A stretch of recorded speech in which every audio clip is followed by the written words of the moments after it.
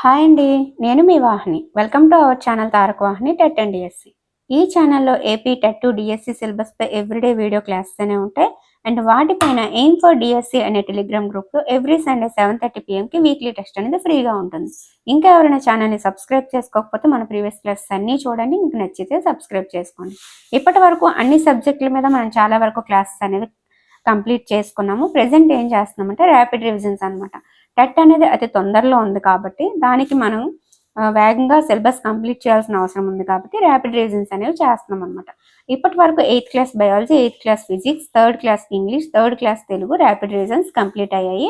8th class physics balance ఉన్న lessons కూడా చెప్పేస్తాము. ఇప్పుడు తెలుగు తోట 4th క్లాస్ అనమాట. సో 4వ తరగతి తెలుగు టెక్స్ట్ బుక్ నేమ్ వచ్చేసి తెలుగు తోట. సో ఈ విషయాలన్నీ కూడా మీకు 3rd తెలుగు ర్యాపిడ్ రివిజన్ చేసేటప్పుడు వీటిల్లో ఏం గుర్తుపెట్టుకోవాలి ఏంటి అనేది కూడా నేను మీకు చెప్పడం జరిగింది. ఓకే, సో ఇండెక్స్ ఫస్ట్ 2 కూడా సంసిద్ధత పాఠాలు అనమాట. గాంధీ మహాత్ముడు, గోపాల్ తెలుగు. ఓకేనా, ఇప్పుడు ఒక్కొక్క చాప్టర్ గురించి చూద్దాం. గాంధీ మహాత్ముడు అనే పాఠం మహనీయుల చరిత్ర గేయం, ప్రక్రియ గేయము, ఇతివృత్తం మహనీయుల చరిత్ర అనమాట. సో దీని కవి ఎవరు అంటే బసవరాజు అప్పారావు. ఈయన భావకవి, గీతకర్త. జాతీయోద్యమ కాలంలో ఈయన గీతాలు ప్రజలను గాఢంగా ప్రభావితం చేశాయి. బసవరాజు అప్పారావు గేయాల పేరిట ఈయన గీతాలు సంపుటంగా వెలువడ్డాయి. ఓకే, ఈయన గీతాలు ఏ పేరుతో సంపుటంగా వెలువడ్డాయంటే బసవరాజు అప్పారావు గేయాల పేరిట. ఓకే, గాంధీ మహాత్ముడు, మహనీయుల చరిత్ర, గేయం, బసవరాజు అప్పారావు. సో ఈ పాట కూడా, ఈ గేయం కూడా బాగా ఎలా చదవాలి, ఎలా గుర్తుపెట్టుకోవాలని 3rd క్లాస్ ర్యాపిడ్ రివిజన్లో చెప్పాను. ఎందుకంటే ఈ లైన్స్ కూడా మిస్ చేసి మనకి కరెక్ట్ ఆర్డర్లో పెట్టమని కూడా అడగొచ్చు. కాబట్టి గేయాన్ని కూడా ఒకసారి పాడుకొని మీరు గుర్తుపెట్టుకోవాల్సిన అవసరం ఉంది. ఓకే ఫ్రెండ్స్,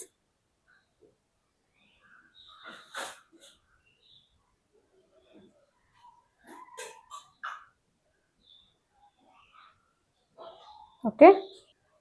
ఫస్ట్ చాప్టర్లోని పదాల అర్థాలు: స్వరాజ్యం అంటే సొంత పాలన, ప్రణవం అంటే ఓంకారం, మోక్షం అంటే విడుపు విముక్తి, అధర్మం అంటే అన్యాయం ధర్మం కానిది, కంపించుట అంటే వణుకుట, స్వస్తి అంటే శుభం.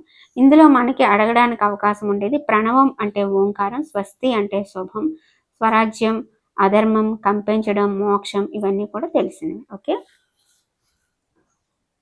అలాగే మనకి 3rd class, 4th class, 5th క్లాసుల్లో ప్రతి చాప్టర్కి వెనక మాసపు పాట, మాసపు కథ అనే 2 ఎక్స్ట్రాగా యాడ్ చేయడం జరిగింది. అండ్ వాటికి కూడా కవులు ఉన్నారు. ఓకే, ఫస్ట్ చాప్టర్ యొక్క మాసపు పాట వచ్చేసి తేనెల తేటల మాటలతో. దీన్ని రచించింది ఇంద్రగంటి శ్రీకాంత శర్మ. ఈ కవి పరిచయము: కవి, కథకులు, విమర్శకులు, తెలుగులో అనుభూతి కవిత్వానికి ప్రతినిధి, అనుభూతి గీతాలు ఈయన కవితా సంపుటి. లలిత గీతకర్త, ఆకాశవాణిలో పనిచేశారు. ఇంద్రగంటి శ్రీకాంత శర్మ. తేనెల తేటల మాటలతో. అనుభూతి గీతాలు అనేది ఈయన కవితా సంపుటి. ఓకేనా, తెలుగులో అనుభూతి కవిత్వానికి ప్రతినిధి ఎవరు అంటే ఇంద్రగంటి శ్రీకాంత శర్మ. ఓకే, తేనెల తేటల మాటలతో మన దేశమాతని కొలిచెదమా, భావం భాగ్యం కూర్చుకొని ఇక జీవనయానం చేయుదమా, సాగర మేఘల చుట్టుకొని సురగంగ చీరగా మలచుకొని గీతాగానం పాడుకొని మన దేవికి ఇవ్వాలి హారతులు. సో ఇలా మనం పాడుకుంటూ ప్రతిదీ కూడా గుర్తుపెట్టుకోవాలి. ఎందుకంటే లైన్స్ మిస్ చేసి కరెక్ట్ ఆర్డర్లో పెట్టమని అడిగే అవకాశం కూడా ఉంది. ఓకే, ఫస్ట్ చాప్టర్ యొక్క మాసపు కథ వచ్చేసి తెలివైన దుప్పి. ఇక్కడ మనకి ఇది ఇంపార్టెంట్ అన్నమాట.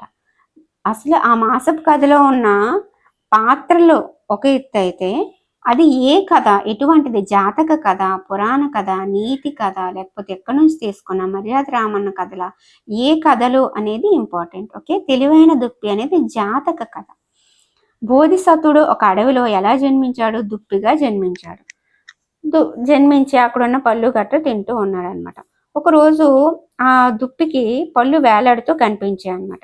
సో దానికి డౌట్ వచ్చింది, ఏంటి పళ్ళు అనేవి ఇలా ఉన్నాయి అని చెప్పి అనుకుంటూ ఉండగా, ఇంకా ఇది చెట్టు ఏమైనా అలవాటు మార్చుకుందా ఏంటి, ఎలాగేంటి పళ్ళు ఉన్నాయి, ఇలా డైరెక్ట్గా మనం తింటే వాళ్ళలో చిక్కుకుపోతామని దుప్పికి అలవాటు అయింది అనమాట. సర్లే వెళ్ళిపోదాం, ఇదేంటో తేడాగా ఉందని చెప్పి వెళ్ళిపోతూ ఉంటే వెనక నుంచి పళ్ళు ఇసురుతున్నాడు అనమాట వేటగాడు. దుప్పి తప్పించుకుంటదేమో అని భయపడి. అప్పుడు ఇంకా ఫిక్స్ అయిపోతుంది అనమాట దుప్పి. ఆహా చెట్టు, నీ అలవాటు మార్చుకున్నావా? పండ్ల కోసం మేము ఇచ్చేయాలి కానీ నువ్వే పళ్ళు విసురుతున్నావేంటి? అయితే నీ దగ్గరికి పండ్ల కోసం నేను రాను అంటూ దుప్పేమో వేటగాడికి దొరకకుండా తప్పించుకుందనమాట. సో ఇదేంటంటే మోసగాళ్ళు ఉంటారు, వాళ్ళ మాయలో పడకూడదు, ఆశ ప్రమాదాల్లోకి నెడుతుంది అనేది తెలివైన దుప్పి అనే కథ యొక్క నీతి సారాంశం.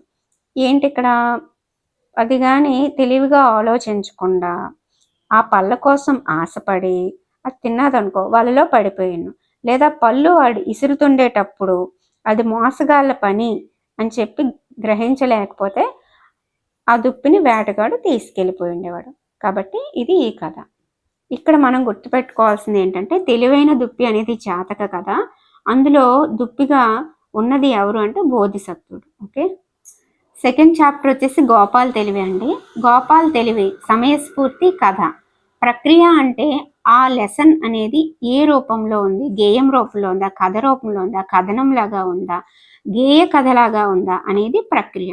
అలాగే అది ఏం తెలియజేస్తుంది ఆ లెసన్ అనేది ఇతివృత్తం అనమాట. సో గోపాల్ తెలివి యొక్క ఇతివృత్తం సమయస్ఫూర్తి, ప్రక్రియ కథ. గోపాల్ తెలివి కవి చూద్దాం. అదృష్టం ఏంటంటే దీనికి కవి లేరు కాబట్టి ఒక కవి మనకు తగ్గాడు అనమాట. ఈ లెసన్ మొత్తం ఏంటంటే మనకి ఢిల్లీ సుల్తాన్ ఉంటాడు, ఆయన ఒకరోజు 2 ప్రశ్నలు వేస్తాడనమాట అందరికీ కూడా. ఆ ప్రశ్నలు ఏంటి అంటే భూమి పొడవు వెడల్పెంత, ఆకాశంలోని నక్షత్రాలని, ఈ 2 ప్రశ్నలకి సమాధానం చెప్పాలి అని చెప్పి ఢిల్లీ సుల్తాన్ అడుగుతాడనమాట. అక్కడికి మాల్వారాజు జయచంద్రుడు కూడా వస్తాడు. ఆ మాల్వారాజు జయచంద్రుడి ఆస్థాన విదూషకుడే గోపాల్ అనమాట. విదూషకుడు అంటే హాస్యగాడు, నవ్వించేవాడు అని చెప్పి. ఆ గోపాల్ ఏం చెప్తాడు అంటే నేను ఈ 2 ప్రశ్నలకి ఆన్సర్ చేయగలను, కాకపోతే వీటికి కొంచెం సమయము, డబ్బు అవసరం అవుతాయి అని చెప్పి ఒక 1 year టైం తీసుకుంటాడు. అలాగే కొంత డబ్బు కూడా తీసుకొని వెళ్తాడు అనమాట. వెళ్ళిన తర్వాత 1 సంవత్సరం తర్వాత గోపాల్ అక్కడికి వస్తాడు ఢిల్లీ సుల్తాన్ దగ్గరికి. వచ్చి ఈ ప్రశ్నలకి సమాధానాలు ఉన్నాయని చెప్పి 8 బండ్లలో దారం భూమి నిలువు కొలిచాను, 8 బండ్ల దారం అడ్డు కొలిచాను, మొత్తం 8 బండ్ల దారం భూమి నిలువు, 8 బండ్ల దారం భూమి అడ్డు కొలత, మీకు కావాలంటే మీరు కొలండి, భూమి పొడవు వెడల్పు మీకు తెలిసిపోద్ది అంటాడు. సర్లే మరి నక్షత్రాలు ఏంటో చెప్పు అని చెప్పి ఢిల్లీ సుల్తాన్ అడిగితే ఇగో 25 గొర్రెలు ఉన్నాయి కదా, ఆకాశంలో ఒక్కో నక్షత్రానికి ఒక్కో గొర్రె వెంట్రుక, మీకు డౌట్ ఉంటే మీరు గొర్రె వెంట్రుకలని లెక్క పెట్టుకోండి అంటాడు. అంతే, గోపాల్ తెలివికి ఆశ్చర్యపోతూ సుల్తాన్ పక్కపక్క నవ్వేస్తాడనమాట. ఏం అనలేడు ఇంకా, ఆయన తెలివి ఈయనకి అర్థమైపోయింది కాబట్టి. చాలా చక్కగా ఉన్నాయి నీ సమాధానాలు అని చెప్పి ప్రశంసించి సన్మానించి పంపించేస్తాడు. బహుమతులతో తిరిగి వచ్చిన గోపాల్ని చూసి మాల్వారాజు జయచంద్రుడు సంతోషిస్తాడనమాట. ఇది ఆయన తలా తోకాలేని ప్రశ్నలు వేయడం, ఈయన సమాధానాలు ఇవ్వడం చాలా బాగుంటుంది. అది పరిస్థితికి తగ్గట్టుగా నడుచుకోవాలి. ఇందుకు సమాధానాలు చెప్పలేకపోతే ఆయన చేతుల్లో ఈయనకి తప్పదు కాబట్టి ఏదో రకంగా అలా సమయస్ఫూర్తితో వ్యవహరించాడనమాట. సో అది చాప్టరు. కవి అయితే లేడు. ఇప్పుడు ఆ చాప్టర్ యొక్క అర్థాలు ఏంటంటే దర్బారు అంటే రాజసభ, విదూషకుడు అంటే హాస్యగాడు, సామంతులు అంటే రాజు కింద ఉండే చిన్న రాజులు. అలాగే సెకండ్ చాప్టర్ యొక్క మాసపు పాట వచ్చేసి చూడగంటి, రాగం బృందావని, తాళం ఖండ. కవి వచ్చేసి తాళ్ళపాక అన్నమయ్య. ఇది కూడా గుర్తుపెట్టుకోవాలండి, ఓకేనా. మాసపు పాట కూడా ఒకసారి చదువుకొని దీని తర్వాత ఏ లైన్ వస్తుంది అనేది గుర్తుపెట్టుకోవాలి. ఓకే, తాళ్ళపాక అన్నమయ్య గురించి చూద్దాం. ఈయన పద కవితా పితామహులు, 32,000 సంకీర్తనలు రాశారని ప్రతీతి. వెంకటేశ్వర స్వామి కేంద్రంగా విశిష్ట సాహిత్యాన్ని, సంగీత సంస్కృతిని నిర్మించారు. తేట తెలుగు పలుకుబడి, దేశీ పద సంపద, వాడుక భాషలోని అపురూప మాదిరి అన్నమయ్య కవిత్వంలో పొంగిపొరులుతుంటాయి. అలాగే మీరు ఫస్ట్ 2 చాప్టర్లు గ్రామర్ చెప్పట్లేదని అనుకోవద్దు. సంసిద్ధత పాఠాల్లో గ్రామర్ అనేది ఇవ్వరు. 3rd చాప్టర్ నుంచి మనకి గ్రామర్ అనేది ఉంటుంది. అలాగే సెకండ్ చాప్టర్లో ఉన్న మాసపు కథ వచ్చేసి విందు. ఇందులో ఏంటంటే ఒక తల్లి నక్షత్రం ఉంటుంది, సూర్యుడు, చంద్రుడు, వాయువు అనే పిల్లలు ఉంటారు. సూర్యుడు, చంద్రుడు, వాయువు విందుకి వెళ్తారు. విందుకి వెళ్ళి తల్లి గురించి ఏమీ తీసుకురారనమాట. అప్పుడు తల్లి నక్షత్రం అడుగుతుంది. సూర్యుడేమో ఉలిక్కిపడి అయ్యో నీకోసం నేనేమీ తేలేదమ్మా, వాళ్ళు పెట్టింది హాయిగా తిన్నానని అంటాడు. అప్పుడు నెక్స్ట్ వాయువుని అడుగుతుంది. ఆయన కూడా నేను కూడా నీకోసం ఏమీ తేలేదమ్మా అంటాడు. ఆ తర్వాత చంద్రుడి దుక్కు చూస్తుంది. చంద్రుడేమో నేను తిన్న ప్రతి ఐటెంలోనూ నువ్వే గుర్తొచ్చా, నీకోసం తెచ్చాను ఇదిగో అని ఇస్తాడు. అప్పుడు తల్లి నక్షత్రం ఏమో ముగ్గురిని చూసి నీకు తల్లి గుర్తు రాలేదు, చంద్రుడికి గుర్తొచ్చింది అని చెప్పి సూర్యుడు నువ్వు కొద్దిగా ఎక్కువ మండినా తిడతారు, పూర్తిగా రాకపోయినా తిడతారు. అలాగే వాయువుకి నువ్వు లేకపోయినా తిడతారు, నువ్వు వచ్చిన సుడిగాలి వడగాలని నేను తిడుతూనే ఉంటారని చెప్పి ఆ రెండిటికి శాపం ఇచ్చేసి చంద్రుడికి పొగుడుతుంది అనమాట. నువ్వు ఎప్పుడు వెన్నెలను కురిపిస్తావు, నిన్ను అందరూ మెచ్చుకుంటారు అని చెప్పి, నీ రాక కోసం ప్రజలు నిరీక్షిస్తారు అని చెప్పి చంద్రుడిని మెచ్చుకుంటుంది అనమాట. సో విందు కవి ఎవరంటే సుధుం రామ్మోహన్. పత్రికా రచయిత, పలు రచనలు అనువాదాలు చేశారు, నిఘంటు నిర్మాణం కూడా చేశారు. 2 దశాబ్దాల పాటు విశాలాంధ్రలో, 1 దశాబ్దం పాటు ఉదయంలో పనిచేశారు. నెక్స్ట్ దేశమును ప్రేమించమన్న 3rd చాప్టరు దేశభక్తి గేయం. ప్రక్రియ గేయం ఇతివృత్తం దేశభక్తి. కవి గురజాడ వెంకట అప్పారావు. ఆధునిక తెలుగు కవిత్వానికి, సాహిత్యానికి మార్గదర్శకులు, యుగకర్త, కవి, కథకులు, నాటకకర్త, చరిత్రకారులు, శాసన పరిశోధకులు, అన్నిటికన్నా ముఖ్యంగా భాషావేత్త. తెలుగు సాహిత్యంలో వాడుక భాషను ప్రవేశపెట్టి చిరస్మరణీయమైన రచనలు చేశారు. కన్యాశుల్కం నాటకం ఆధునిక తెలుగు సాహిత్యంలో అత్యంత విశిష్ట రచన. సో ఈ పాట అంతా కూడా ఒకసారి పాడేసి గుర్తుపెట్టుకోండి, ఎందుకంటే 3rd క్లాస్లో ప్రతిదీ పాడడం వల్ల కొంచెం టైం అనేది ఎక్కువైంది కాబట్టి నేను ఇక్కడ చెప్పట్లేదు. మీరు ఒకసారి వీడియోని ఆఫ్ చేసి పాట అనేది చూసుకోండి. ఓకే. పదాలు అర్థాలు. ఒట్టి ఏమీ లేని కద్దు కలదు ఉన్నది, దేశాభిమానం, దేశం మీద ప్రేమ, చట్టా పట్టాలు, ఒకరి చేతిని మరొకరు పట్టుకోవడం, తోడుపడు, సహాయపడు. ఇందులో ఉన్నవన్నీ మీకు వచ్చింది. నెక్స్ట్ ప్రాస పదాలు అని చెప్పి రాయమన్నారు లైన్లో. ఇక్కడ ఒకటి ఇచ్చారు, శివాజీ తండ్రి శంభోజీ బీజాపూర్ సుల్తాన్ కొలువుకు వెళ్తారనమాట. వెళ్ళిన తర్వాత సుల్తాన్ను చూసి శివాజీ తలదించుకొని ఉండడు అనమాట. అప్పుడు నమస్కరించకుండా టీవీగా నిల్చున్నాడని చెప్పి సుల్తాన్కి కోపం వస్తుంది. అక్కడే ఉన్న మురారి పంతులు చిన్నపిల్లాడు, ఇంకా మర్యాదలు తెలియదని ఏదో కవర్ చేస్తాడు. అప్పుడు తండ్రి, ఎందుకు నువ్వు ఇలా చేస్తున్నావు, సుల్తాన్ కదా అని చెప్పి తండ్రి మందలించబోతుంటే అప్పుడు శివాజీ అన్నాడంట, నేను జీవించి ఉండగా పరాయి పాలకుల ముందు తల వంచను, ఆత్మాభిమానంతో జీవిస్తానని బదులిచ్చాడంట. ఇక్కడ మ్యాచింగ్ ఇచ్చారు గేమ్కి సంబంధించి. గుణింత పదాలు, ద్విత్వాక్షర పదాలు, సంయుక్తాక్షర పదాలు. ద్విత్వాక్షరం అంటే ఏ అక్షరం ముందు అదే ఒత్తు చేరడం. సంయుక్తాక్షరం అంటే ఒక అక్షరానికి వేరొక అక్షరం యొక్క ఒత్తు చేరడం. గుణింతాలు అంటే తెలుసు కదా, గుడి, అలాగే దీర్ఘాలు, గుడి దీర్ఘం, అవన్నీ ఉంటే గుణింత పదాలు అనమాట. సో ఆ 3 కూడా మనకి గేయంలో చూసి రాయమన్నారు. ఇక్కడ నేమ్స్ దాగి ఉన్నాయి, వాటిని కనిపెట్టి ఇక్కడ రాసుకోమన్నారు. ఇవంతా అవసరం లేదు కాబట్టి ఏం చెప్పట్లేదు. ఏకవచన పదాలు, బహువచన పదాలు ఇక్కడ ఇచ్చారు, ఒకసారి చూసుకోండి. ఓకేనా. ఈ గుర్తు అలాగే ఈ వాక్యాల గురించి మనకి 3rd క్లాస్లో ఇంట్రడ్యూస్ చేశారు, మళ్ళీ ఇక్కడ ఒకసారి చెప్తున్నారనమాట. సో ఇది క్వశ్చన్ మార్క్ అండి, దీనే ప్రశ్నార్థక చిహ్నం అని తెలుగులో అంటారు. ఎప్పుడు, ఎక్కడ, ఏది, ఎటువైపు లాంటి పదాలను కూడా ఉపయోగించారు కదా ఇక్కడ. సో ఇలాంటి పదాలని ప్రశ్నార్థక పదాలు అంటారు.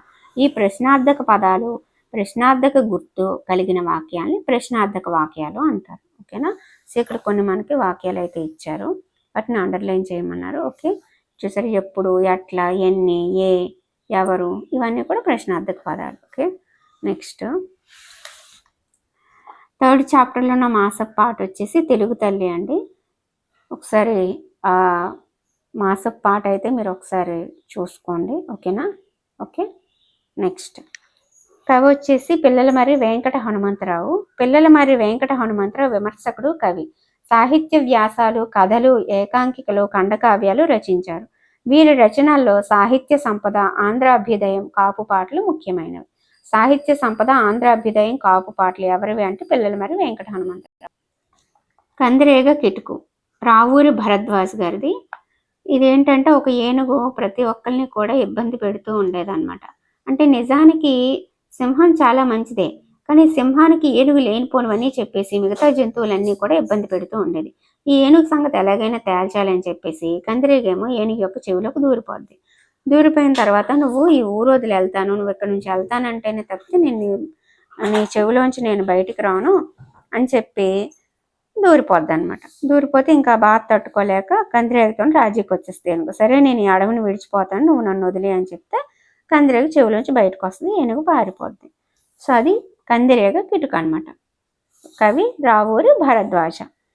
రావూరి భరద్వాజ్ గురించి చాలా అవార్డ్స్ అనేవి ఉంటాయి. సో సో ఇంపార్టెంట్ ఇది, ప్రతిసారి కూడా దీని మీద బిట్ అడుగుతారు. ఒకసారి చూద్దాము.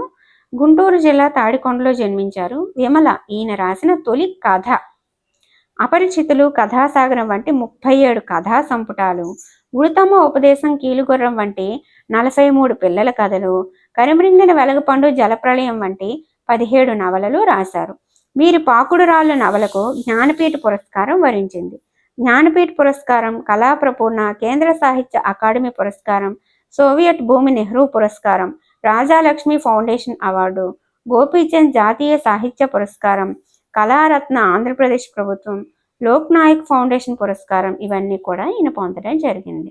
43 పిల్లల కథలు, 17 నవలలు, 37 కథా సంపుటాలు, జ్ఞానపీఠ పురస్కారం, పాకుడు రాళ్ళని నవలకు వచ్చింది. ఓకే, నెక్స్ట్ 4th చాప్టర్ వచ్చేసి పరివర్తన. పిల్లల స్వభావం కథ. ఇతివృత్తం పిల్లల స్వభావం, ప్రక్రియ కథ. కవులు వచ్చేసి వెంకట పార్వతేశ కవులు, బాలాంత్రపు వెంకటరావు, ఓలేటి పార్వతేశం కవులు. బాలాంత్రపు వెంకటరావు తల్లిదండ్రులు సూరమ్మ, వెంకట నరసింహ, జన్మస్థలం మల్లాము, తూర్పుగోదావరి జిల్లా. ఓలేటి పార్వతేశం తల్లిదండ్రులు వెంకమ్మ, అచ్యుతరామయ్య, జన్మస్థలం పిఠాపురం, తూర్పుగోదావరి జిల్లా. ఈ పరివర్తన అనే లెసన్ అయితే ఏం లేదు. ఒక అబ్బాయి ఉంటాడు రాము, ఆయన పేరు, పాత్ర పేరు రాము. పరివర్తన అనే పాఠ్యాంశంలో పిల్లాడి పేరు ఏంటంటే రాము. ఈయనకి స్కూల్కి వెళ్ళడం ఇష్టం ఉండదు అనమాట, ఆటలు అంటేనే ఇష్టం. అలా స్కూల్కి అని చెప్పి బయలుదేరిపోయి అడవిలోకి వెళ్ళిపోతాడు. అక్కడ ఫస్ట్ కాకి వస్తుంది అనమాట. కాకి నువ్వు నాతో ఆడుకోనిసి అంటే, అయ్యో బాబు రానున్నది వానాకాలం, నాకేమో గూడు లేదు, ఇప్పుడే పుల్లలు తెచ్చి గూడు కట్టుకోకపోతే నేను ఎలా బ్రతుకుతాను, నేను ఎక్కడ ఉంటాను, వర్షాకాలం వస్తే నేనేట ఆడినని అది వెళ్ళిపోతుంది. ఆ తర్వాత తేనెటీగ దగ్గరికి వెళ్తాడు. తేనెటీగేమో ఇప్పుడు మకరందం తీసుకుని దాచుకోకపోతే తర్వాత నాకు తినడానికి ఫుడ్ ఉండదు, నేనేం రాను, ఇప్పుడు తీసుకోకపోతే పూలు తొందరగా వాడిపోతాయి, నాకు చాలా పని ఉంది, నువ్వు వెళ్ళిపో అని చెప్పి అంటది. ఆ తర్వాత లాస్ట్కి చీమ దగ్గరికి వెళ్తారు. చీమేమో నేను గింజలు సేకరించుకునే కాలం ఇప్పుడేని, ఇప్పుడు సేకరించుకోకపోతే వానాకాలంలో నేనేం తింటాను, నేను కష్టపడి గింజలు సేకరించి దాచుకుంటే అప్పుడు సుఖంగా ఉండొచ్చు అని చీమ వెళ్ళిపోద్ది. సో దీన్ని బట్టి అబ్బాయికి ఏం అర్థం అవుద్దంటే, ఎవరు ఏ పని ఎప్పుడు చేయాలో అప్పుడే చేయాలి, అప్పుడే భవిష్యత్తులో హ్యాపీగా ఉంటాము. కాకి, తేనెటీగ, చీమ వాటి పనిలో ఉన్నాయి, నాకు ఇప్పుడు పని ఏంటి, నేను స్కూల్కి వెళ్ళడం కదా పని, నేను ఎందుకు ఇక్కడ ఉన్నాను అని చెప్పి వాళ్ళలో పరివర్తన వచ్చి వాళ్ళు స్కూల్కి వెళ్ళిపోతారు. అర్థాలు. పరివర్తన అంటే మార్పు, చిందరవందర అంటే క్రమ పద్ధతిలో లేకపోవడం, ఆహ్లాదంగా అంటే సంతోషంగా, ఆసక్తిగా అంటే ఇష్టంగా, ఆత్మీయంగా అంటే ప్రేమగా, చిన్నబుచ్చుకుని అంటే నిరాశపడు. ఓకే, ఇక్కడ కూడా సేమ్, అంటే అక్కడ కాకి, చీమ, తేనెటీగ ఏం చెప్పాయో అవే షార్ట్ కట్లు ఇక్కడ ఇవ్వడం జరిగింది. నెక్స్ట్, రామాపురంలో రాజు అనే బాలుడు కోసం ఇక్కడ ఇచ్చారు. పని పాట లేకుండా ఆడుతూ పాడుతూ ఉండేవాడు. ఆ తర్వాత రాజును బాధ పెట్టింది వాడు చేసిన పనులన్నీ కూడా. వాడు మళ్ళీ శ్రద్ధగా చేయాలని చెప్పి, విజయం చేకూరాలని చెప్పి కష్టపడతాడు, సంపాదిస్తాడు. ఓకే, అనుకరణ పదాలు. అనుకరణ పదాలు అంటే ఒక పదం ఎలాగే ఉంటే దాని వెనకున్న పదం కూడా అలాగే ఉండాలంట. వీటిని జంట పదాలను కూడా అనొచ్చు. కిలకిల, టపట, పారపరప, టకటక, చకచక, జలజల, వలవల, గబగబ, మిలమిల, ఇవన్నీ కూడా అనుకరణ పదాలు అని కూడా అంటారు. ఓకే, గేమ్ ఆధారంగా జడ్జ్ చేయమన్నారు. 2 పదాలు, ఈ 2 పదాలు ఉపయోగించి జడ్జ్ చేయమన్నారు. నెక్స్ట్, ఇక్కడ వేరుగా ఉన్నదాన్ని తీసేయమన్నారు. ఇవన్నీ కూడా పక్షులు కదా, సో పాము వేరుగా తీస్తారు. ఏనుగు, దోమ, గులాబీ వేరుగా ఉన్నవన్నీ తీసాము. సంయుక్తాక్షర పదాలు గుర్తించి రాయండి అన్నారు పాఠంలో ఉన్నవి. సంయుక్తాక్షర పదం అంటే చెప్పాను కదా, ఒక అక్షరం కింద వేరొక అక్షరం యొక్క ఒత్తి చేరడం అని చెప్పి. నెక్స్ట్, అలాగే నామవాచకాలు, సర్వనామాలు ఇచ్చారు. 3rd క్లాస్లో నామవాచకాలు, సర్వనామాలు ఇంట్రడ్యూస్ చేశారు. మళ్ళీ ఇక్కడ ఒక పారాగ్రాఫ్ ఇచ్చి అందులో నామవాచకాలు ఏవి, సర్వనామాలు ఏంటి, అందులో మనుషుల పేర్లేవి, జంతువుల పేర్లేవి, పక్షుల పేర్లేవి, ఇతరాలేవి, సర్వనామాలు ఏవనేవి రాయమన్నారు. పట్టికలు రాసేసాము. అలాగే ఫుల్ స్టాప్, అలాగే కామా కూడా మనకి 3rd క్లాస్లో ఇంట్రడ్యూస్ చేయడం జరిగింది. ఫుల్ స్టాప్ ఏంటంటే ఇంకా వాక్యం ఎండ్ అయిపోయిందని తెలియజేస్తుంది. కామా ఏంటంటే కాసేపు గ్యాప్ ఇచ్చి మళ్ళీ చదవమని చెప్తుంది. మాసపు పాట వచ్చేసి పడవ నడపబోయి. పడవ నడపబోయి అనే మాసపు పాట యొక్క రచయిత ఎవరు అంటే వెంజమూరి శివరామారావు అండి. వెంజమూరి శివరామారావు. ఈయన తూర్పుగోదావరి జిల్లా పిఠాపురం దగ్గర చంద్రపాలెం గ్రామంలో జన్మించారు. ప్రముఖ కవి, రచయిత, ఆకాశవాణి కళాకారులు. ఈయన రచనలు గోర్కీ కథలు, కల్పవల్లి అనే ఖండకావ్య సంపుటి మొదలైనవి. ఈయన బిరుదు కళాప్రపూర్ణ. పడవ నడపబోయి వెంజమూరి శివరామారావు, బిరుదు కళాప్రపూర్ణ, గోర్ఖీ కథలు, కల్పవల్లి ఖండకావ్య సంపుటి ఈయన రచనలు. ఓకే, ఇందులో ఉన్న మాసపు కథ వచ్చేసి ఉపాయం అండి. ఇది ఇతిహాసంలోని మహాభారతం నుంచి తీసుకున్నారు ఉపాయం. ఓకే, ఇక్కడ ఏం లేదు, పిల్లలందరూ కూడా భరత వంశానికి చెందిన రాకుమారులు అందరూ ఆడుకుంటుంటారనమాట. అలా ఆడుకునేటప్పుడు బంతి విసురుతూ ఒకరి తర్వాత ఒకరి భీముడి దగ్గరికి చేరుతుంది. భీముడు బంతిని గట్టిగా కొట్టేసరికి అది వెళ్ళి బావిలో పడిపోద్ది. ఎలా తీయాలని బావి చుట్టూ రాకుమారులు అందరూ చేరి ఆలోచిస్తూ ఉంటాయి. ఈలోగా ద్రోణాచార్యుడు అక్కడికి వచ్చి బంతిని బాణాలు ఎలా వేసి బయటికి లాగేస్తాడనమాట.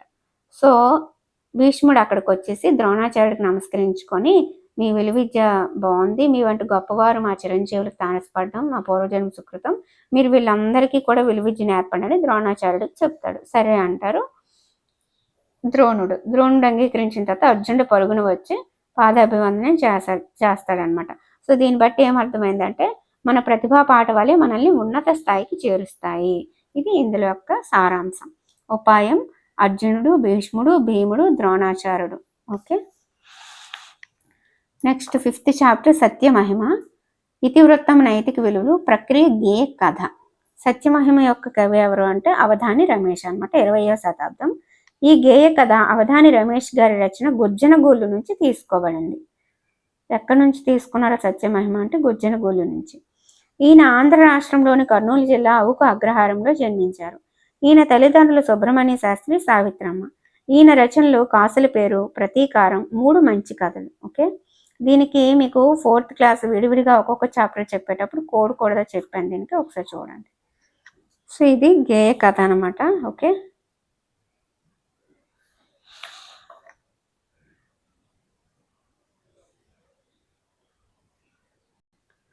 సత్యమహిమ యొక్క అర్థాలు: మహిమ గొప్పతనం, అకలంక మచ్చలేని చెడుగుణాలు లేనట్టి, చరితుండు చరిత్ర కలవాడు, ప్రవర్తన కలవాడు, సత్యవ్రతంబు ఎల్లవేళలా నిజం చెప్పే వ్రతం, నిత్యంబు ఎల్లప్పుడు, గతి జీవితం గడిచే విధానం, తెన్నులు చూచి ఎదురు చూసి, మోము ముఖం, తత్తరం గాబర, ఆర్తి దుఃఖం, కని చూసి దీనత దారిద్ర్యం, కరుణ దయా జాలి, మిరుమిట్లు మెరుగులు, తిలకించి చూసి మది మనసు బుద్ధి, మొగంబు ముఖం, మిసిమి నూతన కాంతి, బహుమానం కానుక, వన్నె అందం రంగు, చెన్ను అన్నా కూడా అందం.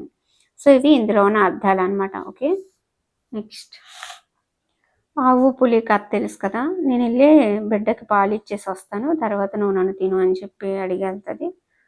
సో అదనమాట. ఇక్కడ ఇచ్చిన పదాలకు బహువచనాలు రాయమన్నారు. చెట్టు చెట్లు, బహుమానం బహుమానాలు, దేవత దేవతలు, పిల్లవాడు పిల్లగాళ్ళు, నది నదులు. కింది పదాలకు అర్థాలు రాయమన్నారు. నిత్యము అంటే ప్రతిరోజు, పేదవాడు అంటే పేదవాడు. సో ఇక్కడ కూడా మిగతా అర్థాలు రాయమన్నారు. నెక్స్ట్ ఏంటంటే ఇక్కడ చూడొచ్చు, ఇక్కడ మంచి వాటికి టిక్ పెట్టమన్నారు. అంటే మీకు ఏ మంచి లక్షణాలు వాటికి టిక్ పెట్టుకోమన్నారు, మీరు టిక్ పెట్టుకోండి.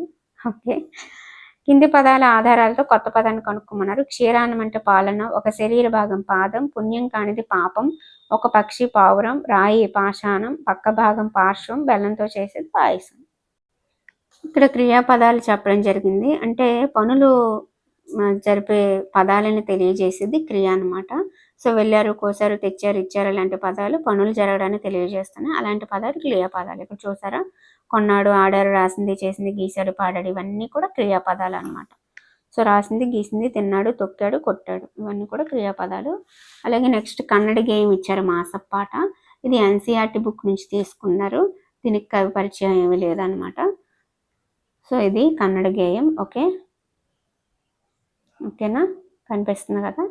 5th చాప్టర్ యొక్క మాసపు కథ వచ్చేసి ఏ కాలు దీనారం. ఇవి మర్యాద రామన్న కథలండి. ఇందులో ఏంటంటే 4 అన్నదమ్ములు ఉంటారు. వాళ్ళేమో వాళ్ళకి దూదుగొట్టం ఉంటుంది, అందులోకి ఎలకలు వచ్చి నాశనం చేయకుండా పిల్లికి పెంచుకుంటారు. ఒక్కొక్కడు ఒక్కొక్క కాలుని పంచుకుంటారు అనమాట. 4వ వాడి కాలుకి దెబ్బ తగులుతుంది. సో నూనె గొడ్డు కట్టు కడతాడు. ఈ పిల్లి ఏంటంటే ఇటు అటు తిరిగి దీపం కంటించుకొని దూదుగొట్టంలోకి దూకి మొత్తం కాల్చేస్తుంది అనమాట. సో అప్పుడు మిగతా ముగ్గురు ఏమంటారంటే, నీ 4వ కాలు వల్లే మొత్తం కాలిపోయింది, నువ్వే నష్టపరిహారం ఇవ్వాలి అని చెప్పంటే వీళ్ళు మర్యాద రామన్ దగ్గరికి వెళ్తారు. అక్కడికి వెళ్ళి జరిగిందంతా చెప్తే మర్యాద రామన్ ఏమంటాడంటే, బాగులేని కాలు నడలేదు, మిగతా 3 కాళ్ళు నడిచి 4వ కాలుని తీసుకెళ్ళి, కాబట్టి మీ ముగ్గురు నష్టపరిహారం 4వ వాడికి ఇవ్వండి అని చెప్పి అంటారు. సో అదన్నమాట. అందరూ రామన్నని అభినందిస్తారనమాట. ఇది ఏ కాలు దీనారం మర్యాద రామన్న కథలు. నెక్స్ట్ ముగ్గుల్లో సంక్రాంతి. రచయితల బృందం అనమాట. ఒక రచయిత ఎవరు లేరు, దీనికి లేరు, ఇబ్బంది లేదు. సో ముగ్గుల్లో సంక్రాంతి సంస్కృతి సాంప్రదాయాలు ప్రక్రియ వ్యాసం. ఓకే, సంస్కృతి సాంప్రదాయాలు వ్యాసం ముగ్గుల్లో సంక్రాంతి. ఇక్కడ మూడు పాత్రలు ఉంటాయి, అత్తమ్మ, ఆదిత్య, అనూష. ఓకేనా. ముగ్గుల్లో సంక్రాంతి యొక్క పాత్రలు ఏవి అంటే అత్తమ్మ, ఆదిత్య, అనూష. ఓకే. భోగి రోజు సాయంత్రం రేగుపళ్ళు, శనగలు, చెరుకు మొక్కలు, చిల్లర డబ్బులు, బంతిపూలు రేగులు కలిపి భోగిపళ్ళు పోస్తారు కదక్క అన్నాడు ఆదిత్య. ధనుస్ సంక్రమణం అంటే సూర్యుడు ధనుస్సు రాశిలో ప్రవేశించడం, దీనినే ధనుర్మాసం అని కూడా అంటారు అని ఎవరన్నారంటే అత్తమ్మ. నెక్స్ట్ దక్షిణాయనం నుండి ఉత్తరాయణానికి సూర్యుని ప్రయాణ సూచిక రథంలో సూర్యుని నిలుపుతారు. 2 చక్రాలకు 6 ఆకులు చొప్పున వేస్తారు. ఈ ముగ్గు 12 నెలలను సూచించే 12 ద్వారాల ముగ్గు అన్నది అత్తమ్మ. ఓకే, ఇది లెసన్ అనమాట. నెక్స్ట్ ఇందులో అర్థాలు చూద్దాం. పద్మం అంటే తామర పువ్వు, విశిష్టత అంటే గొప్పతనం, ప్రత్యేకత, సంబరం అంటే సంతోషం, ధనస్సు అంటే వెళ్ళు, రాశి అంటే నక్షత్రాల గుంపు, కలసం అంటే చిన్న కుండ లేదా చెంబు, గొబ్బిల్లి అంటే ముగ్గుపై పసుపు కుంకాలు పువ్వులు అలంకరించిన ఆవు పేడ ముద్దలు, ఆయనం అంటే గమనం. ఇప్పుడు రంజాన్ చూద్దాం. ముస్లింలు జరుపుకునే పండుగల్లో పవిత్రమైన పండుగ రంజాన్. దీన్ని ఈద్ అని, ఈద్ ఉల్ ఫితర్ అని కూడా అంటారు. ఈ పండుగ ఇస్లాం క్యాలెండర్ ప్రకారం రంజాన్ నెల మొదటి రోజున ప్రారంభమవుతుంది. ఈ రోజు రాత్రి చంద్ర దర్శనం కాగానే మసీదుల్లో తారావీ నమాజ్ అనే ప్రత్యేక ప్రార్థనలు చేస్తారు. రంజాన్ నెల అంతా ఉపవాసాలు ఉంటారు. తెల్లవారుజామున 4 గంటలకి నిద్రలేస్తారు. సూర్యోదయానికి సుమారు గంటన్నర ముందే భోజనం చేస్తారు. దీన్ని సహేరి అంటారు. పగలంతా ఉపవాసం ఉండి సూర్యాస్తమయం తర్వాత ఉపవాస దీక్ష విరమిస్తే దాన్ని ఇఫ్తార్ అంటారు. అలాగే జకాత్ అంటే సంవత్సరానికి ఒకసారి వారి ఆదాయం సంపదపై ఒక లెక్క ప్రకారం పేదలకు దాన ధర్మాలు చేస్తారు. అది జకాత్. రంజాన్ నెల చివరి రోజు చంద్ర దర్శనంతో షవ్వాల్ నెల మొదలవుతుంది. ఆ మరునాడు పెద్ద ఎత్తున ఈద్ పండుగను జరుపుకుంటారు. అందరూ కొత్త బట్టలు ధరించి ఈద్గాహకు వెళ్ళి సామూహిక ప్రార్థనలు చేస్తారు. సేమియా పాయసాన్ని ఇంటిల్లిపాతి ఆ రోజు సేవిస్తారు. ఇదన్నమాట రంజాన్ కోసం. వ్యతిరేక పదాలు ఇచ్చారు. వెళ్ళు, వచ్చు, సంతోషం, దుఃఖం, దక్షిణం, ఉత్తరం, లోపల, బయట, ఎత్తు, పల్లం, పొడవు, పుట్టి, ఉదయించడం, అస్తమించడం, ముందు, వెనుక. నెక్స్ట్ పదాల అర్థాలు. సంబరపడ్డాడు, సంతోషపడ్డాడు, పశువులు, జంతువులు, నెలలు, మాసాలు, విశిష్టత, ప్రత్యేకత, కలసం, కుండ, చెంబు, దండలు, పూలమాలలు. ఇందులో దాగున్న పదాలని వెతికి ఇక్కడ రాయమన్నారు. పులిహోర, హల్వా, పొంగలి, లడ్డు, వడ, గారెలు, పెరుగు, అప్పడాలు, అన్నం, ఇలా. కింద తమాషా పదాలు చూడండి. ఒకే పదం వేరు సందర్భాల్లో వేరు అర్థాలతో ఉపయోగిస్తున్నామన్నారు. మట్టి మనుషులు అంటే శ్రామికులు, శ్రమజీవులు. ఓకే. మట్టిలో పుట్టిన అంటే ప్రాంతంలో జన్మించిన. మట్టిలో కలిసిపోవడం అంటే మరణించడం. మట్టి పాలైన అంటే వృధా అయిన. మన్ను తిన్న పాములాగంటే కదలక మెదలక. నోట్లో మట్టి కొట్టడం అంటే అన్యాయం చేయడం అన్నమాట. సో ఇక్కడ మనకి మట్టి అంటే మన్ను అని జనరల్గా అర్థం. కానీ అదే మట్టితో ఎన్ని రకాలుగా మనము కొత్త పదాలని యాడ్ చేసి అర్థాన్ని మార్చొచ్చు. ఇక్కడ గమనించవచ్చు. తల అంటే శిరస్సు, శరం. కానీ తలవంపులు అంటే ఇబ్బందులు, అవమానాలు. తలసరి అంటే ఆదాయం. తలపండిన అంటే నిష్ణాతులు. తలలో నాలుక అంటే అందరికీ కూడా హెల్ప్ చేస్తూ అందరి పనుల్లో కూడా ఉండడం అనమాట. తలదోచడం అంటే మధ్యలోకి వెళ్ళడం. సో ఇది అందమైన నెమలి, పచ్చని, తీయని, కమ్మని. అందమైన, పచ్చని, తీయని, కమ్మని అనేవి గుణాన్ని తెలిపే పదాలు. అలా మనము విశేషణం, యాడ్జెక్టివ్, డిస్క్రైబింగ్ వర్డ్స్ అని చెప్పి 3rd క్లాస్ ర్యాపిడ్ రివిజన్లో చెప్పుకున్నాం కదా. సేమ్ అనమాట. ఒక వాక్యంలో నామవాచకం యొక్క రంగు, రుచి, స్థితి మొదలైన గుణాలని తెలియజేసే పదాలు విశేషణాలు అంటారు. వాక్యంలో విశేషణం సాధారణంగా నామవాచకానికి ముందు వస్తుంది అనమాట. ఇప్పుడు మీకు అర్థమైంది కదా. యాడ్జెక్టివ్ అనేది నౌన్ని డిస్క్రైబ్ చేస్తుంది. ఓకే. ఇప్పుడు చూద్దాము. ఏనుగు పెద్ద జంతువు. ఎలాంటి జంతువు అంటే పెద్ద జంతువు డిస్క్రైబ్ చేసింది. సో ఇక్కడ పెద్ద, పొల్లని, అందమైన, ఎర్రగా, కాచిన అనేవి యాడ్జెక్టివ్స్. మీరు అనుకోవచ్చు పచ్చని గోరింటాకు ఎర్రగా పండుతుంది. ఇక్కడ పచ్చని తీసుకోవాలా, ఎర్రగా తీసుకోవాలా, దేన్ని యాడ్జెక్టివ్ కిందకి తీసుకోవాలని చాలా మందికి డౌట్ ఉంటుంది. మీకు వాడు ఏమన్నాడు, నామవాచకానికి ముందు విశేషణం వస్తుంది. అలాగే విశేషణం అంటే నామవాచకం యొక్క గుణాలను తెలియజేస్తుంది. ఇక్కడ ఇందులో నామవాచకం ఏది, పండుతుంది అనేది నామవాచకమా, గోరింటాకు అనేది నామవాచకమా? గోరింటాకు అనేది నామవాచకం నౌన్ అనమాట. కాబట్టి గోరింటాకు ముందు వచ్చి గోరింటాకు ఎలా ఉందనేది డిస్క్రైబ్ చేస్తుంది కాబట్టి, వివరిస్తుంది కాబట్టి ఇక్కడ పచ్చని అనేది యాడ్జెక్టివ్ అవుతుంది. మరి ఎర్రగా అనేది ఏమవుతుంది అని డౌట్ ఉంటుంది. ఇక్కడ పండడం అనేది క్రియ కాబట్టి క్రియని డిస్క్రైబ్ చేస్తుంది కాబట్టి ఇది క్రియా విశేషణం అవుతుంది. అర్థమైందా? డిఫరెన్స్ అర్థమైపోయింది కదా? ఓకే. ఇందులో ఉన్న మాసపు పాట వచ్చేసి గొబ్బిళ్ళ పాట. ఇది సాంప్రదాయ జానపద గేయాల నుంచి తీసుకున్నారు. మనకు అక్కడ కన్నడ గేయం అనేది ఎన్సీఆర్టీ, ఇక్కడ గొబ్బిళ్ళ పాట అనేది సాంప్రదాయ జానపద గేయాలు. ఓకేనా?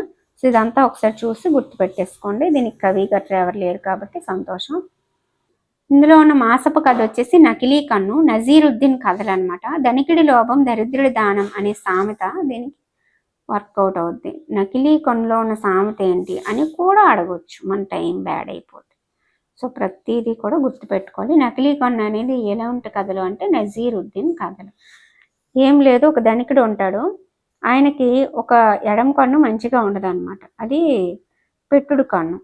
సో మౌల్వీ అని వెళ్తాడనమాట. మౌల్వీ వెళ్ళి ఇలాగ మా మసీదు పడిపోయింది, దాని మరమ్మతుకు కొంచెం డబ్బులు కావాలంటే, నా దగ్గరికి వచ్చి డబ్బులు అడుగుతున్నా, నేను ఎప్పుడు ఎవరికి ఇవ్వలేదంటే, సరేలే నీకు ఒక పరీక్ష పెడతాను, అందులో నువ్వు నెగ్గితే నీకు డబ్బులు ఇస్తానని అంటాడు. ఏంటో చెప్పండి అంటే, నా నకిలీ కన్ను ఏదో కనుక్కో అంటే మౌల్వీ చెప్తాడనమాట, మీ ఎడమ కన్ను నకిలీదని. అదే ఎలా చెప్పావు, నీకు డబ్బులు ఇస్తాను కానీ ఎలా చెప్పావు అని చెప్పి అంటాడు. అప్పుడు మౌల్వీ సూటిగా అంటాడు, మీ అసలు కన్నులో కొంచెం కూడా ప్రేమాదయ కరుణ ఏమీ లేవు, కానీ ఈ నకిలీదైన ఎడమ కన్నులో అవన్నీ కనిపిస్తున్నాయి, అందుకని అలా చెప్పాను అని చెప్పంటే ఆయన సిగ్గుపడతాడనమాట. ఇంకా అతని పిసినారితనానికి ఆయన సిగ్గుపడి మౌల్వీకి మంచి కానుకిచ్చి మసీదు మరమ్మతుకు అయ్యే ఖర్చు అంతా కూడా అతనే భరిస్తాడు. ఇది నకిలీ కన్ను, నజీరుద్దీన్ కథలు. ఎడమ కన్ను నకిలీది.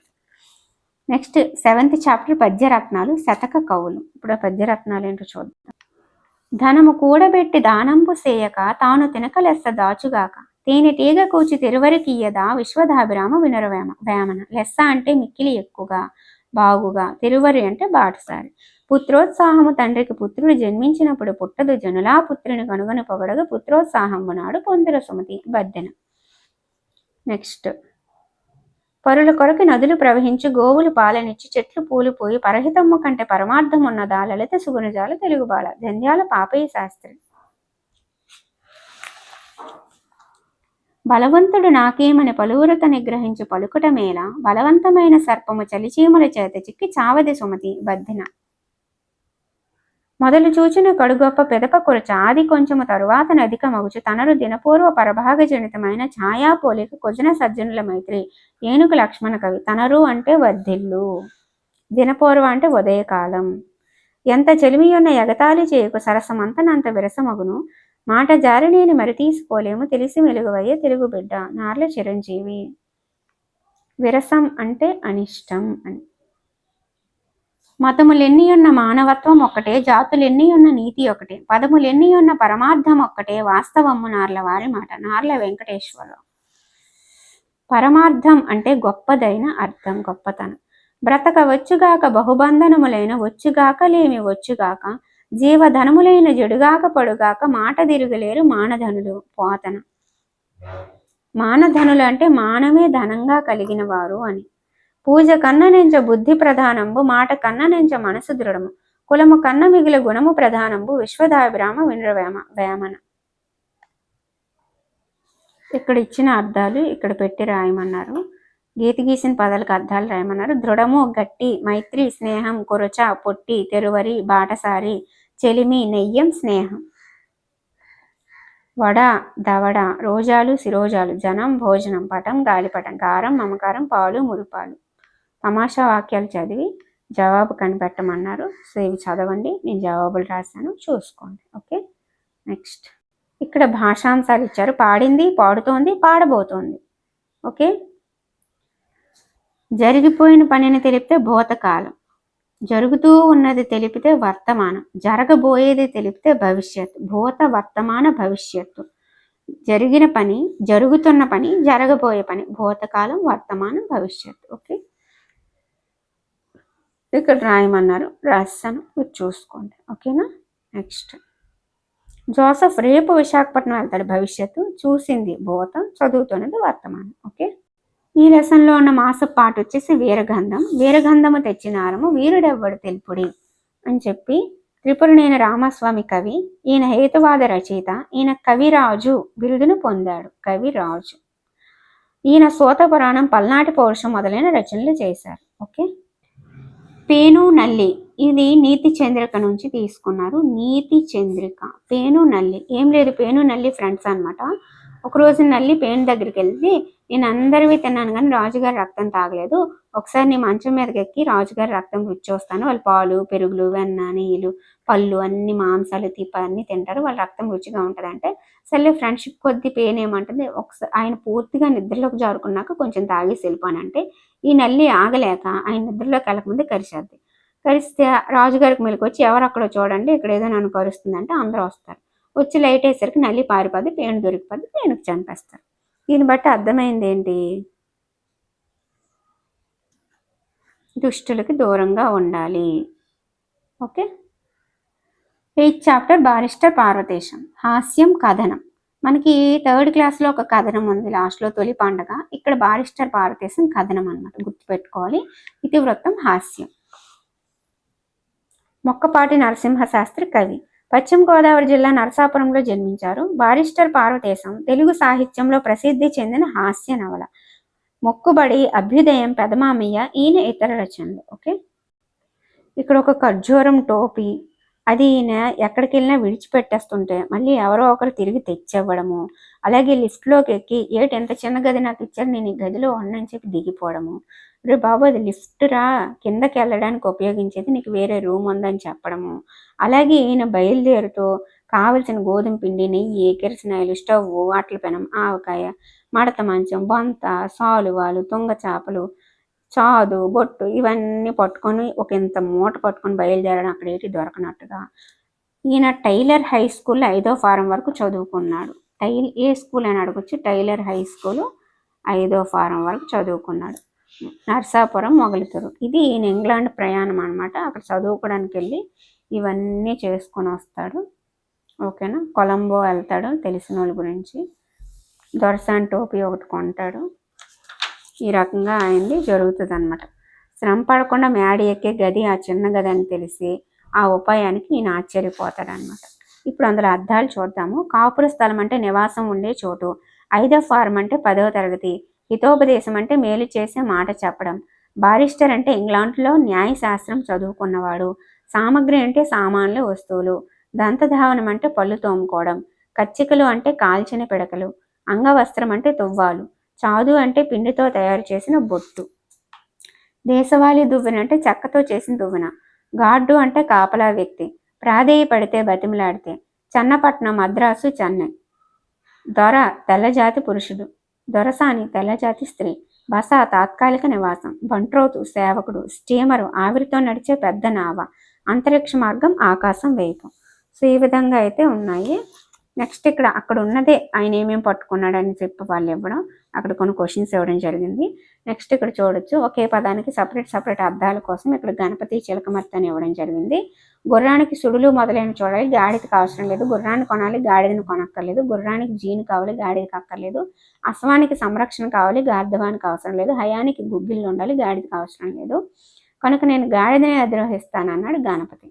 ఇదన్నమాట విషయం. ఇక్కడ గుర్రం, అశ్వం, హయం 3, 1 గాడిద, గార్ధపం 1. ఓకే.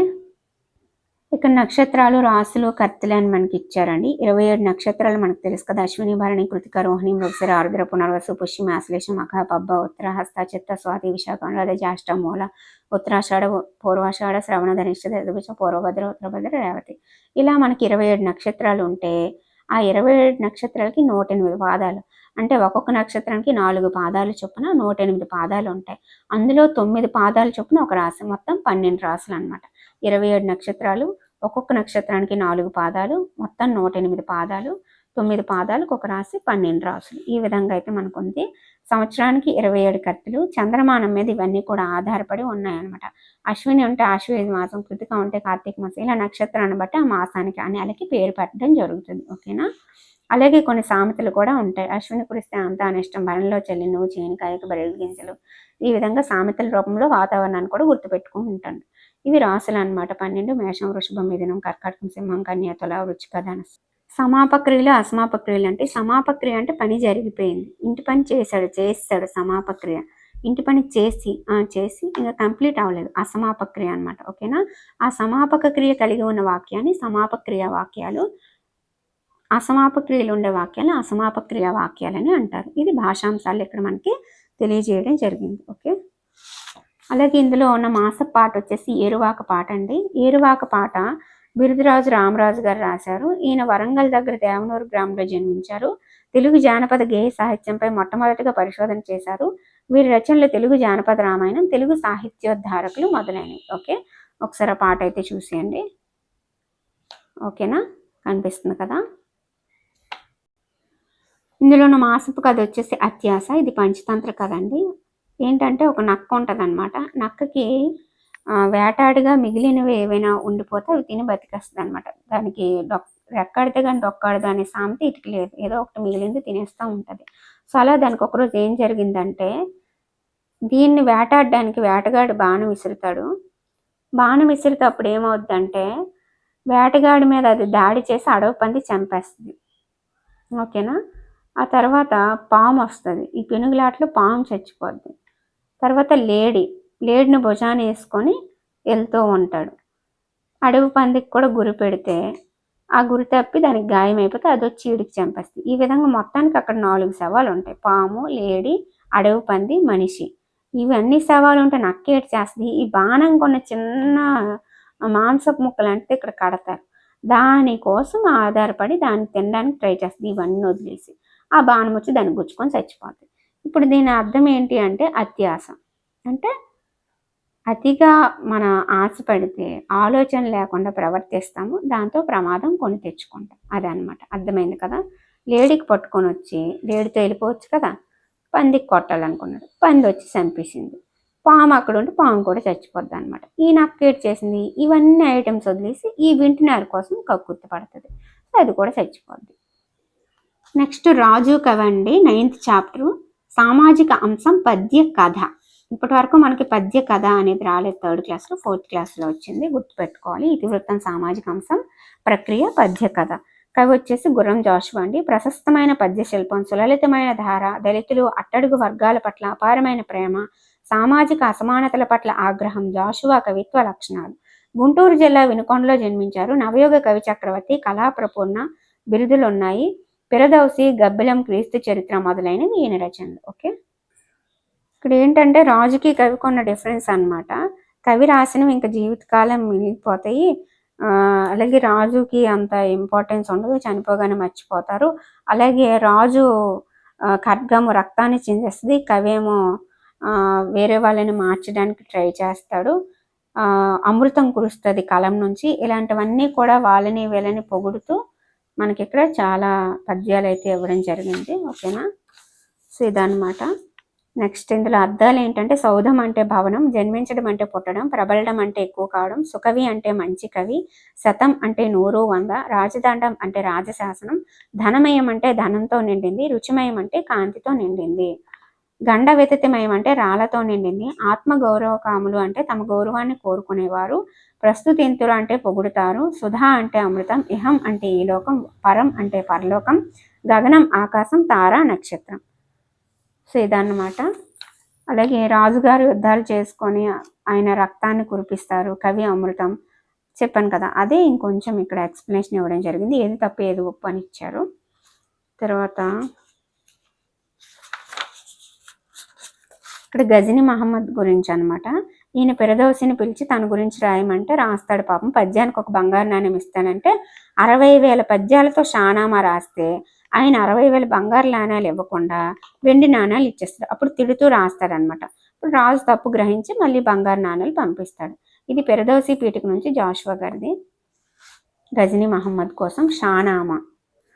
అర్థాలు చూద్దాం. సౌధం అంటే భవనం, శతం అంటే 100 లేదా 100, సుధా అంటే అమృతం, తార అంటే నక్షత్రం, గగనం అంటే ఆకాశం. పర్యాయ పదాలు చూద్దాము. అదే అర్థం ఇచ్చే ఇతర పదాలు అనమాట. ఇల్లు, నివాసం, గృహం, ధనం, డబ్బు, పైకం, కత్తి, ఖడ్గం, కరవాలం, ప్రపంచం, జగత్తు, విశ్వం, తార, నక్షత్రం, చుక్క. ఇక్కడ లం అనేది చివరికి వచ్చేలాగా రాయమన్నారు. రాసే సాధనం కాలం, నీరు, జలం, నాగలి, హలం, రంధ్రం, బిలం, సమయం, కాలం, శక్తి, బలం. ఓకే, ఇప్పుడు రాజు కవి గురించి అన్నమాట. డిఫరెన్స్ రాయమన్నారు. నెక్స్ట్ నామవాచకం, సర్వనామం, విశేషణం, క్రియ, ఈ నాలుగింటి గురించి ఇప్పుడైతే పిల్లలకు ఒక అవగాహన వచ్చేసి ఉంటుంది. లాస్ట్కి 3rd క్లాస్లో ఇంట్రడ్యూస్ చేశారు, 4th క్లాస్లో మళ్ళీ చెప్పారు కాబట్టి నాలుగింటి గురించి వాళ్ళకి వచ్చేస్తుంది.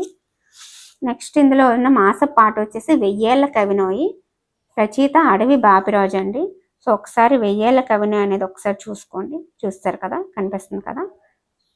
అడవి బాపిరాజు కవి, నవలాకారుడు, కథకుడు, చిత్రకారుడు. నారాయణరావు, హిమబిందు, గోన గన్నారెడ్డి, శశికళ, గంగిరెద్దు మొదలైన ఈయన రచనలు కొన్ని. ఇది అడవి బాపిరాజు వెయ్యేళ్ల కవినోయి మాసపు పాటకి. నెక్స్ట్ దెబ్బకు దెబ్బ అండి. ఇవి నీతి కథలు అనమాట. ఈయన ఉన్నాడు కదా, ఈయన బండితోని కర్రలు తెస్తే ఈ వ్యాపారి ఏమంటాడంటే, నాకు బండి కర్రలు బేరమాడుతున్నాను, పలానా నేను తెస్తానంటే సరేలే అని చెప్పి ఇంటికి తీసుకెళ్ళి వేస్తాడు. వేసిన తర్వాత వ్యాపారి ఏం చేస్తాడు, నేను బండితో పాటు బేరమాడని బండి ఎక్కడ వదిలేసి వెళ్ళిపో అంటాడు. పాపం ఈయన నేర్చుకుంటూ వెళ్ళిపోతాడు. అప్పుడు ఆయన కూతురు వస్తుంది. కూతురని ఈయనకి తెలియదు. ఆవిడ ఏం చేస్తుంది, కర్రల మూట తీసుకొని నాకు 2 గుప్పిలు ధాన్యం ఇస్తే చాలు అంటది. ఎంత పిచ్చిదా ఏంటి, 2 గుప్పిలు ధాన్యంతో సంతృప్తి పంచిపోతుంది కర్రల మూటకని చెప్పి తీసేసుకుంటాడు. 2 గుప్పిలతో ధాన్యం తెస్తే ధాన్యం సంచిలో వేస్తాడు. అప్పుడు ఆ పాప ఏమంటదంటే, గుప్పిళ్ళు కూడా కోసేవ్వండి, నేను 2 గుప్పిళ్ళు ధాన్యం అన్నాను, గుప్పిళ్ళు కూడా నాకు కావాలి అంటది. దాంతో వ్యాపారి షాక్ అయిపోతాడు అనమాట. సో అప్పుడు ఆయనకు అర్థమవుతుంది, నేను మొన్న అలాగ చేశాను, ఈరోజు నాకు ఇలా జరిగింది అని. అమ్మాయి ఎవరో కాదు, అతని కూతురు అనమాట. సో మీరు మా నాన్నగారికి ఇలా చేశారు కాబట్టి ఇస్తే నాకు బండి ఇవ్వండి, తప్పు ఒప్పుకొని, లేదా మీ గుప్పిళ్ళు కోసి ఇవ్వండి అని అంటది. సో తప్పు తెలుసుకొని తప్పు అయిపోయిందని క్షమించమనేది బండి ఇచ్చేస్తాడు. సో అదనమాట. దీనికి మనకి రచయిత ఎవరూ లేరు. ఓకేనా, ఇది ఒక దెబ్బకు దెబ్బ నీతి కథ. ఓకేనా, సో ఇక్కడితో మనకి 4th క్లాస్ అనేది పర్ఫెక్ట్గా కంప్లీట్ అయిపోయింది. ఓకే ఫ్రెండ్స్, సో ఈ వీడియో మీ అందరికీ నచ్చిందని అనుకుంటున్నాను. Thank you.